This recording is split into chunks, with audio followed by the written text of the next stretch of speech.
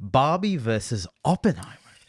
Oppenheimer. Am I even saying it correct? Yes, Oppenheimer. This has been billed as, I mean, at least in recent times, have we ever seen two really hyped up movies released on relatively similar sort of time frames? I mean, you've always seen like the big clashes before, right? Before them. But this is probably the biggest. They're two of the biggest movies of 2023. Yeah. You got Barbie with Margot Robbie. Yep. And Oppenheimer, another Christopher Nolan. We're hearing classic. Like probably some people. I love how you say Barbie with Margot Robbie actor and Oppenheimer with director. Like it's Cillian Murphy. Yeah, that's good. That's Peaky Blinders. Have you watched Peaky Blinders? No. Okay, you know what? We're diverting. Let's get to it. They were released around the same time. I've heard interesting things about this because apparently Christopher Nolan and the team, because he directed Batman, right? Yeah, he directed The Dark Knight. So apparently they didn't leave at kind of good terms, and Mattel and the team, rather, I'm pretty sure I'm butchering the specifics of this, that the deal with Barbie as well may have released it around the same time. Oh, so they got beef? Oh, shit. Potentially. Yeah, I wouldn't put it there. It's just smart chicken. But apparently there are those sort of issues there, but well, like the funny thing, right? I'm pretty sure both of them are Warner Brothers.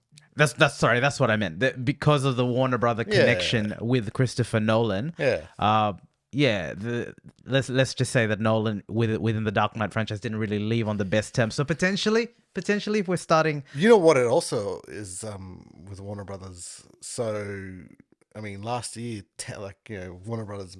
Well, it was last year or the year before, they made that decision to release all the movies on streaming without even contacting any of the directors or producers. They do some weird stuff, eh? And that pissed off a lot of people. One of them was Christopher Nolan. Yep.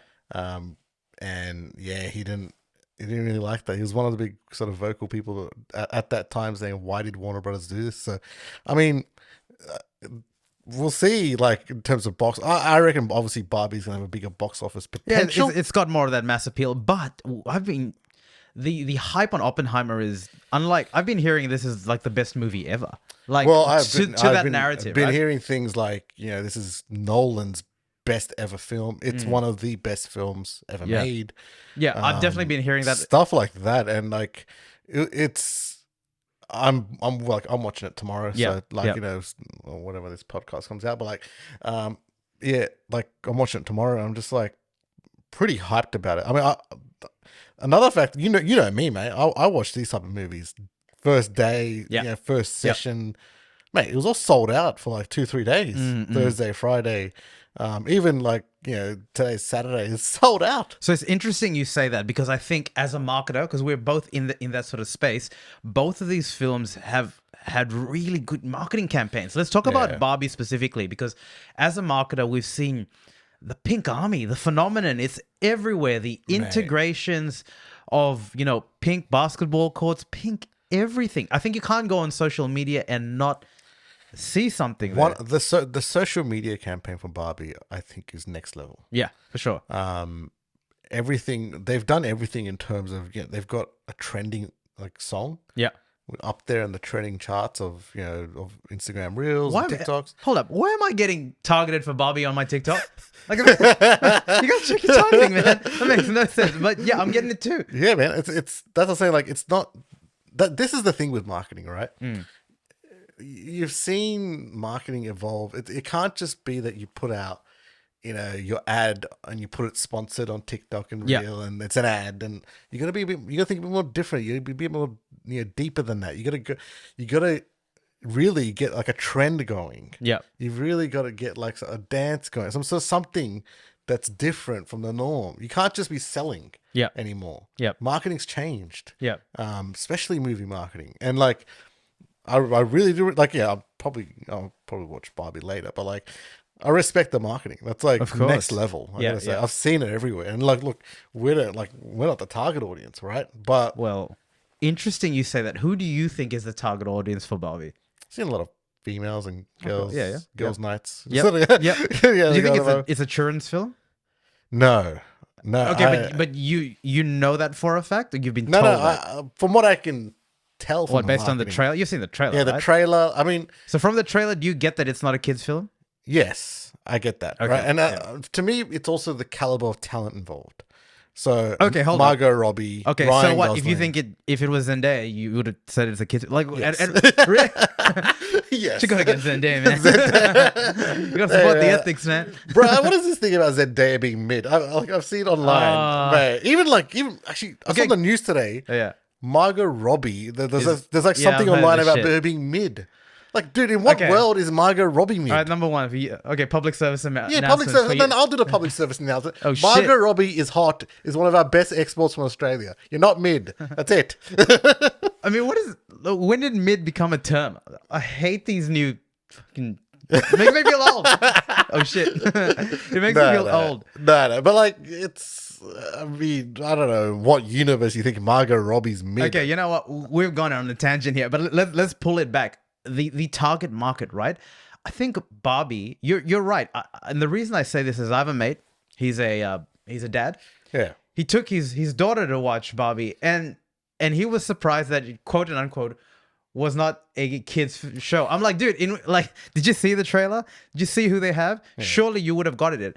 You would have got from it that it wasn't a kid. But the Barbie brand transcends so many age demographics. But when you think about the movie specifically, well, here's a question I ask, right? And I'm not like I won't be the expert on this, but like, is Barbie still relevant as a kid's toy? Like, that's what I'm thinking. Not in the space, right? It's something from the 90s, yeah. 2000s era. Yeah. Right. So it being a film that is a bit like catered towards 20 to 30-year-olds. Yeah. Probably falls in line. I think it's that nostalgia trip, right? Yeah, it's the nostalgia factor brand. of it. Yeah. And like, but it's also like you're targeting the 20, 30-year-olds who used to play with Barbie in the 90s and 2000s. Yeah. Right. Yeah. So to me, it's like that's why it's apparent to me. But I can, from the marketing as well, we would praise it as well. But like, there's a lot of bright colors and a lot of trending audios and all sort of stuff. But like, it could be misconstrued to be not an adult film. It could be like, yeah, something that's. Well, Not the Barbie for- brand is that brand from a color But scheme like this thing, perspective. I don't know whether. But to your point, because my wife Trish, she went to watch it yesterday, and she said that there were a lot of kids there. There were a lot of like parents with their kids watching. Is there it. anything in that movie? Well, I haven't watched it, but like, is there anything in the movie that would be like what did your friend say that was a bit like, yeah, I don't know. It wasn't. It's not that it was bad or anything. It's the expectation. When you go into a Marvel movie, there is an expectation, right? Yeah. You expect. Yeah. I mean, effects. Big explosions. Blah blah blah blah blah. When you go to a Star Wars movie, it's the same. And I think this is where it's interesting because a lot of the marketing for Barbie and the integrations of it almost, maybe this is a casual comment, but almost lends itself towards the stereotype of the, not kids, but like that element there, which could lead you to believe that, especially if you're not in the space, watching trailers, an example there. But from my understanding of it, it's a very real movie and it deals with very real, I think there's not political, but Barbie and Mattel and the company understand the power that their dolls had and maybe some of the wrongs that they positioned their doll there. And this is an adult way of extending that conversation. It's more deep than No, it is. Than what your friend probably thought a kids movie would be. It definitely is. Yeah. It definitely. And It's not a kids movie, but that's the thing, right? Yeah. Well, he thought it was a kids movie. And it's more deep than that. Yeah. So they were going. Yeah. So like target market's definitely mid-20s to mid-30s, right? Yeah. So the girls or the boys, by the way, Ken. Who bought a Ken doll? Anyway, I'm just saying. You did. I saw Ken dolls back in the day, but anyway. It's targeted at that, so definitely they're at a certain sort of age that can extend and continue the conversation of Barbie. So again, from a marketing perspective, makes sense. All over LinkedIn, all my marketing friends, Barbie. That's all I saw, and it was good. All good for it. Let's move to Oppenheimer. So, you're a videographer. We're of the dark arts. Yes. My understanding of it, and let's obviously like talk about it when you've actually watched it, is come back with a review. The marketing campaign for this was very different, but I think it's different in the way of word of mouth. We're in Australia, so what that means is we get the films a bit later, right? A little bit later, and also they did screen this earlier before. It might have been a month or two before. Yeah, and there were some interesting things coming out of that. Yeah. So. And things that even Christopher Nolan didn't even think. What do you mean? So a lot of people were telling Christopher Nolan that, you've made a horror movie here.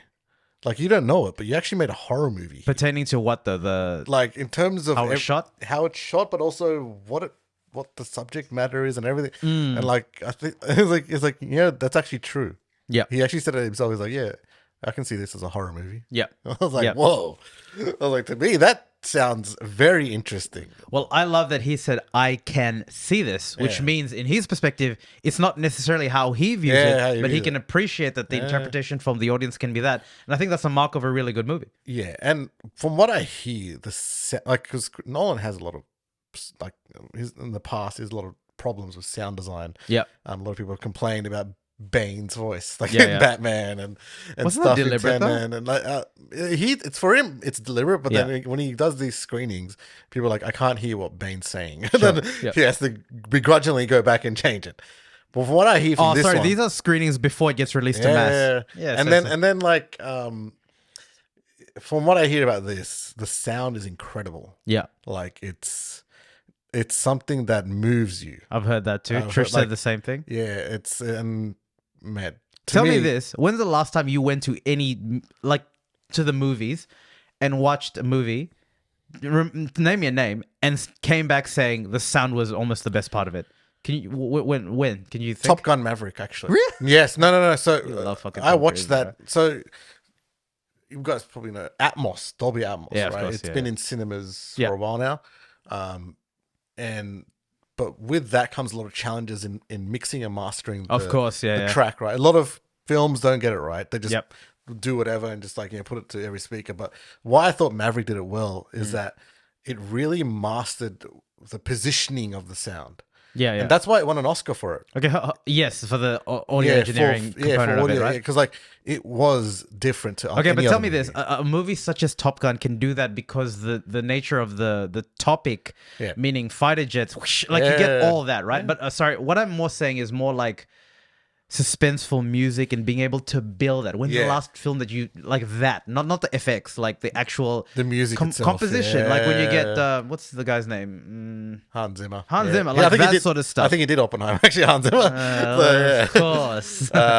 Yeah. It's been a while. I mean, It's been a while, right? I mean, would be the last Nolan film. I wouldn't say Tenet, maybe the one before that. The other thing as well is you haven't watched it yet, but you've seen the trailer, right? Yeah, So it's shot in what? Like it's shot in the in IMAX 70mm. So which is what? Because normal films are Super 35s. Yeah, so normal films are like 16:9, Super 35. What's the actual, apart from the fact that it's an older tech, like how does that lend itself from a visual perspective? So at the end of the day, right? So we get like a wide perspective of film normally, right? Yeah.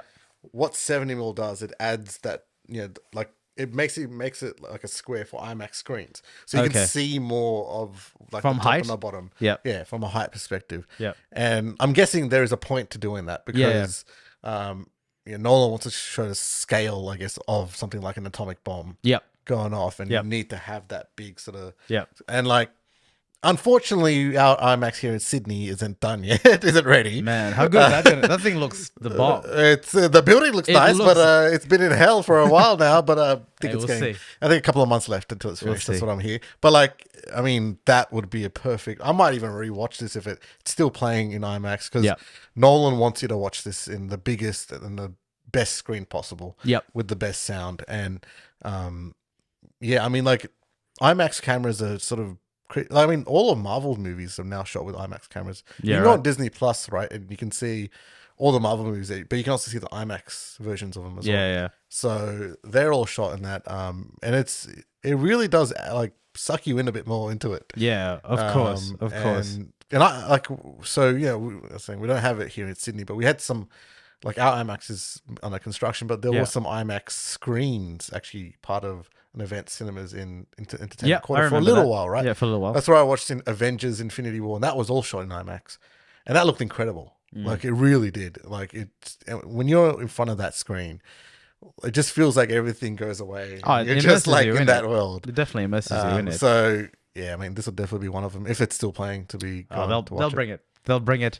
Yeah. But yeah, two big blockbusters, very different approaches to marketing. No one better than the other. But yeah, I mean, Is cinema back? Well, how can it be back? Well, we said it died last episode. So. Well, how can it be back if the